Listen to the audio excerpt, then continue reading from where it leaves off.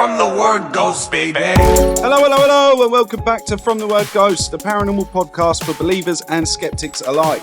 I'm your host, AJ, and every week I bring a brand new paranormal story to try and convince my skeptic co-host, Jamie. That's me. Of all things paranormal. Before we get started in today's episode, we ask if you like the content, leave us a 5-star review on any podcast listening platform.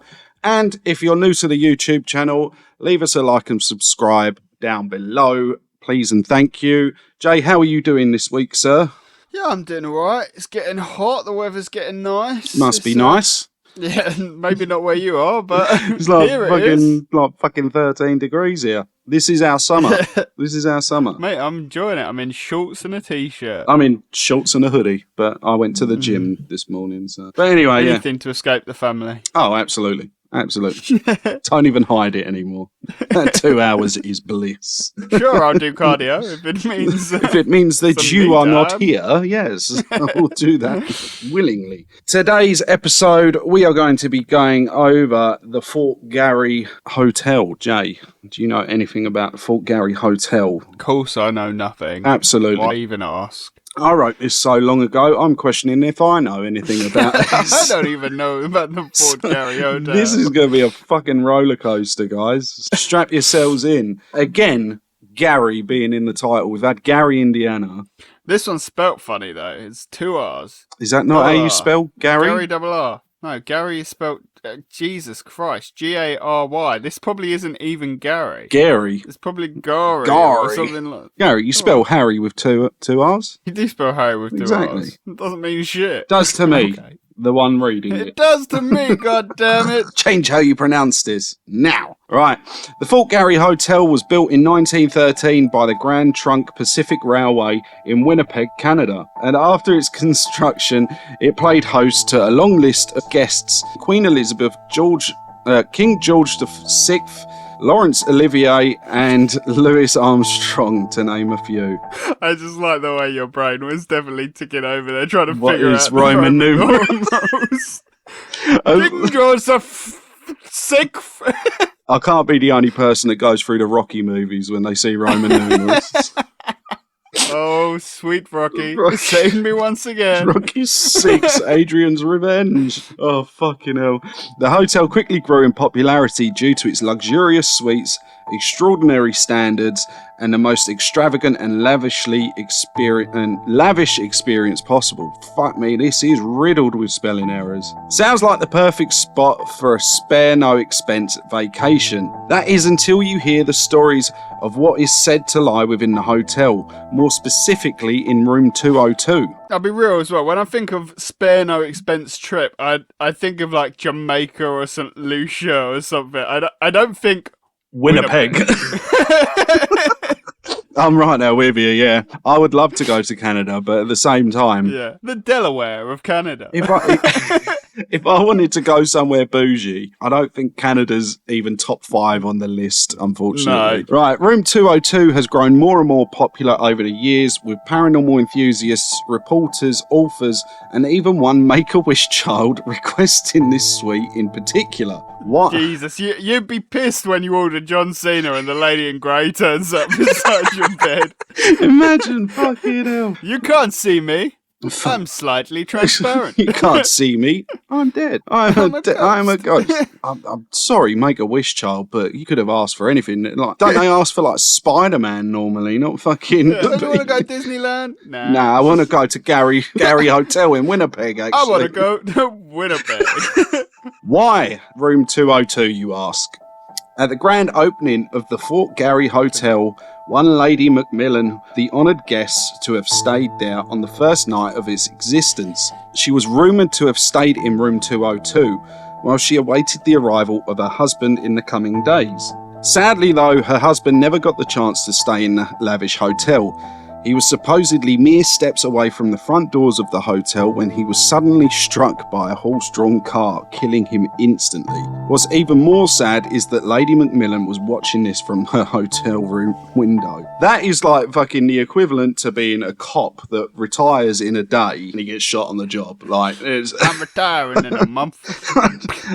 It's like paying off your finance car and then crashing it the next day. That very night, she decided life was not worth living without her beloved husband. She chose to take her own life by hanging herself inside the closet in room 202. She was found the next day by the room service, and the room was temporarily closed to the public. Temporary. I'd have blocked that off for all time. Yeah, I would have bricked it up.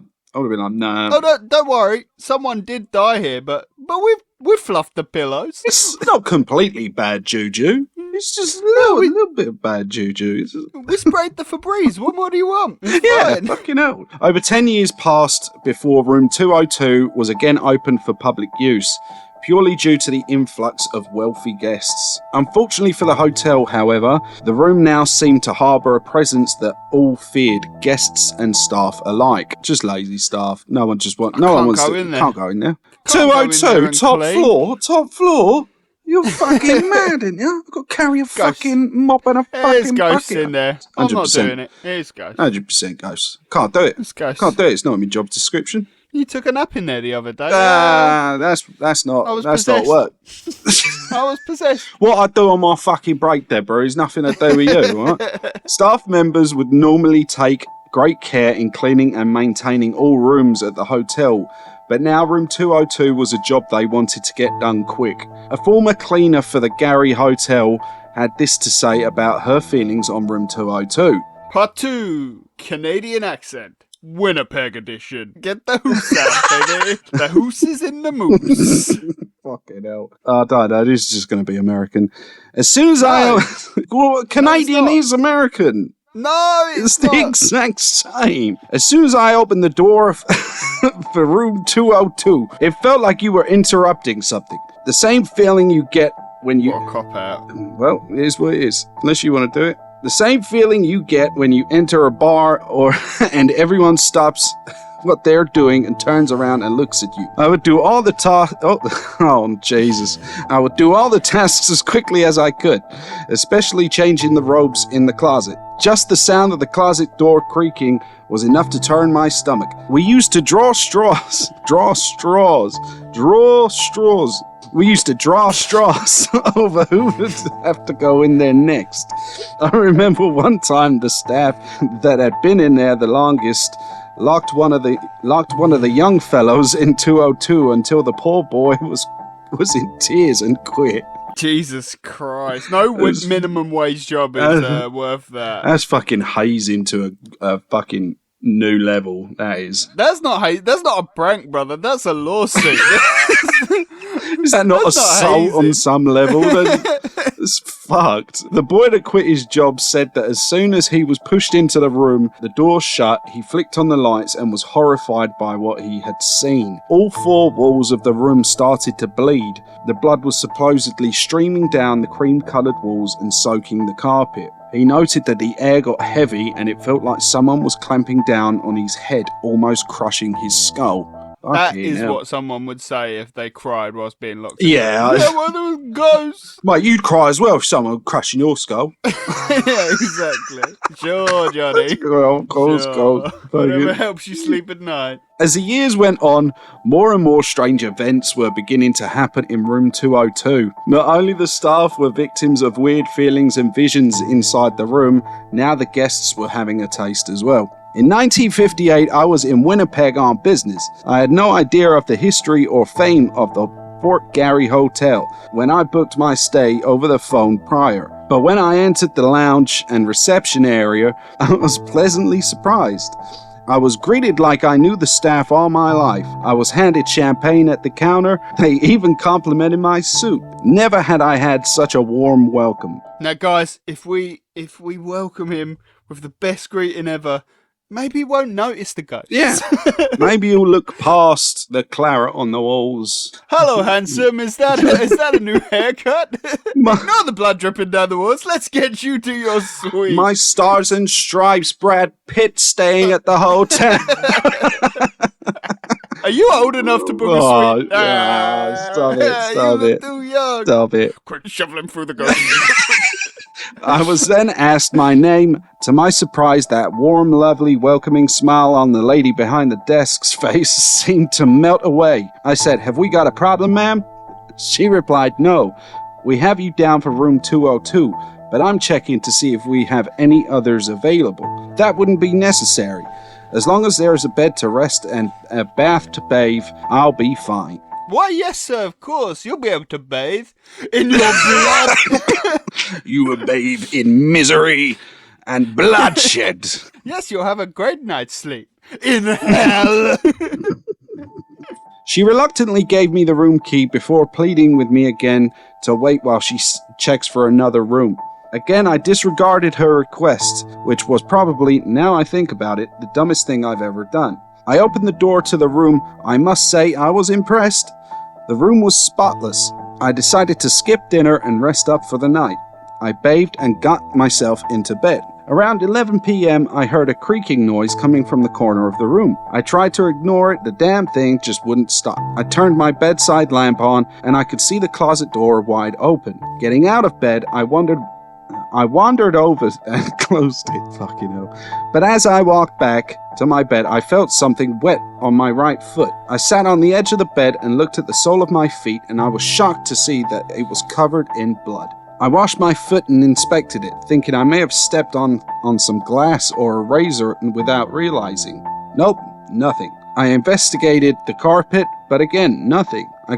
This guy is the most composed person in the world. Oh yeah, you were impaled by a nail and you didn't realise it. What's the thing happened? We've all seen Home Alone. We know what happens when you step on a nail. They definitely noticed it. Yeah. They knew that. Fucking hell. It's just like his foot's hanging on by a thread and he's like, oh, how peculiar. That might need a stitch in the morning. Now, how did that get there? Yeah. No, fucking hell. I get it. Like, I've like looked at my arm or something before and not realised that I've cut it. But for your foot to be caked in blood that quick, you would fucking feel it. If you step on glass, you're going to fucking feel it. A chunk of glass. Exactly. Like. I got back into bed and I tried to get back to sleep, and I did. Until around 1 a.m. when I was awoken by the sound of the closet door creaking once again. Creaking. The closet door creaking once again. It really frightened me for some reason this time, but before I could even pull back the sheets, I saw something moving at the foot of my bed. I was frozen in fear. Then slowly a woman's head arose. Her eyes were dead, just looking into the distance. As the seconds went on, more and more of her appeared until she appeared to be floating at the foot of my bed. Her body jolted downwards slightly and then started slowly swinging. If this happened, for her. Take that. What? Fucking what? You can't. Come on. I'm Ronnie Pickering. In all honesty, if that happened to me, I would shit myself. Just the like you see it in like The Conjuring and that, where like the head slowly fucking comes into the picture frame of the film. That terrifies me. Shit like that really freaks me out. I don't like that. If you're going to jump scare me, just do it in one go. Don't prolong it. Yeah. Because if you give me time to think, I'm fucking winding up. He's winding it. If you jump scare me, I will just scream and do this. I reached for the lamp slowly and turned it on. And just like that, she was gone. And the closet door was still wide open. I closed it again, gathering my things, and finally took the lovely desk lady's kind offer for a different room. Yeah, I bet. Smart. Yeah. To be fair to him, I would have dipped out the hotel in general, like completely. Yeah, that's fair play ballsy. to him. He's like, fuck 'em. I'll try another one. I ain't going nowhere. Demon in that one. What about your third offering? Banshee. I can wear earplugs. A young boy on a trip with his family organised by Make-A-Wish wanted to stay in 202. As you do. As you do. What do you want to do with your Make-A-Wish? Do you want to go see the Knicks game? Do you want to see John Cena? No. We're going to stay in a haunted hotel room. He was just like, if I'm going down, I'm going down swinging. I've got some questions. I'm going to take that ghost with me. I've got some questions. Really important questions. He was fascinated with the whole thing and decided to take pictures of the room with his film camera. After getting the photos developed a couple months later, all the images from the trip turned out, apart from those in the room 202. The boy was thrilled, believing the spirits in that room were just camera shy and didn't want to be seen. Yeah, real shy ghost these. Making Yeah. the walls bleed, swinging about in the middle of the night. But don't take my picture. I'm shy. Pulls the camera and she's I'm like, shy. don't look at me. I'm hideous. Halfway through beheading someone. Just like, no. Oh, no. Please. Just fucking sawing through someone's leg. Comes in, it's like, get out! Putting the nails down on the floor for him to step on. Uh-oh. Don't take my picture. Oh, you caught me. The woman associated with room 202 is also said to haunt the hotel lounge. She has been witnessed by staff and guests alike here, often crying in the corner. Ghostly figures have also been witnessed in other rooms, often at the foot of their beds. Sometimes a man has been seen. In some other cases, it's a woman reported wearing a ball gown. It's unhinged. It's loads of different things. It's almost like people are waking up in the middle of the night and seeing the curtains in a dreamlike state and being like, it's a ghost. Maybe. Maybe. I mean, it makes sense.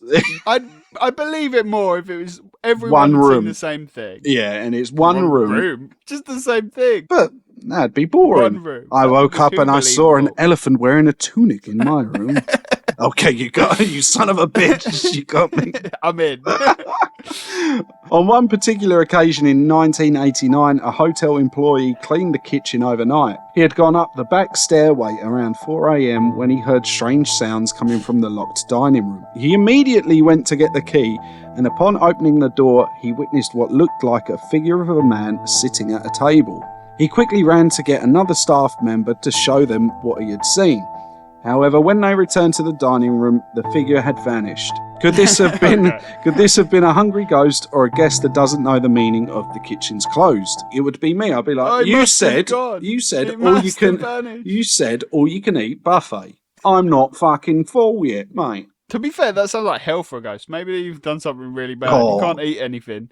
They put you in an all-you-can-eat Chinese buffet. That's my That hell. would be torture, yeah. Now I know what to do with you when you inevitably turn into a ghost. And you're Satan in this scenario. Exactly. For some reason, I'm in control. No, imagine I die first, and you're like, you come to the Golden Gates, and I'm like, oh yeah, by the way, I get to decide what happens to you. If I go to the Golden Gates, you're not there, brother. There is no fear. You are not in the Golden Gates, my friend. Fine. If we go to the hot plate, you get there, and I'm waiting at the gate. You know something fucking bad's going to happen. I know that you've had a whisper. It's like, wait, guess what? You've been a good resident here, Aaron. You get one reward. We can either send you up to the big man upstairs, or you can torture your friend Jamie. I know what I want to do. Great. The Fort Garry Hotel is still visited by many to this day, and people are now urged to stay in room 202, but also requested that they keep their stories straight and honest. If you experience something creepy, great. If not, do not fabricate. I mean, that's a fair thing to say, isn't it? That is fair, but it's all fabricated. No, none of it is.